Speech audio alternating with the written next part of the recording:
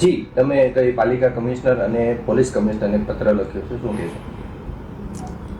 Varachha road એ સુરત શહેરનો મુખ્ય પ્રવેશ દ્વાર છે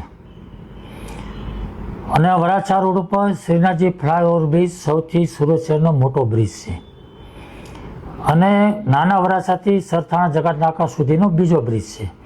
આ બંને બ્રિજ નીચે વર્ષોથી ગેરકાયદેસર લોકો વસવાટ કરે છે, ખૂબ મોટા પ્રમાણમાં વસવાટ કરે છે. આ બ્રિજ નીચે અનેક વાહનો, સંખ્યાબંધ વાહનોનું દબાણ પણ હોય છે, જેસીબી, મોટા ટ્રક, ટેમ્પાઓ, ટ્રેક્ટરો. એના કારણે ખૂબ ભયંકર ગંદકી પણ થાય છે. આ બ્રિજ નીચે ગેરકાયદેસર લોકો ફક્ત રહે છે એવું નથી, વસવાટ કરે એવું નથી, પણ એમના ધંધા પણ 2 નંબરના છે.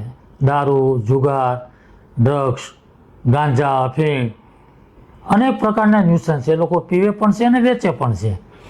અને અનેકવાર પોલીસે ત્યાં રેડ પાડીને પકડ્યા પણ છે અને મ્યુનિસિપલ કમિશનરને પણ ખબર છે. એટલે આ ત્યાં લાખો લોકો રોજ રોડ પર નીકળે છે, પોલીસ પણ નીકળે છે, કોર્પોરેશનના અધિકારીઓ પણ નીકળે છે.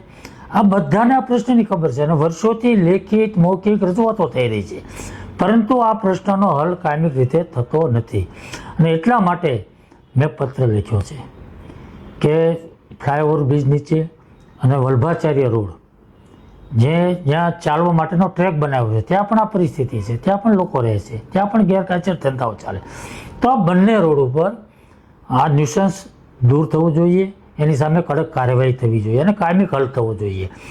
અને એટલા માટે મેં મ્યુનિસિપલ કમિશનર અને પોલીસ કમિશનરને બંનેને પત્ર લખ્યો છે કે બંને સંકલન કરી સંયુક્ત રીતે આ કાર્યવાહી કરી અને કાયમી ધોરણે આ પ્રશ્ન હલ કરવા માગો છે કે કેમ અને કેટલા દિવસમાં હલ કરવા માગો છો એનો લેખિત જવાબ મેં માગ્યો છે. એટલા માટે મેં આ પત્ર લખ્યો છે.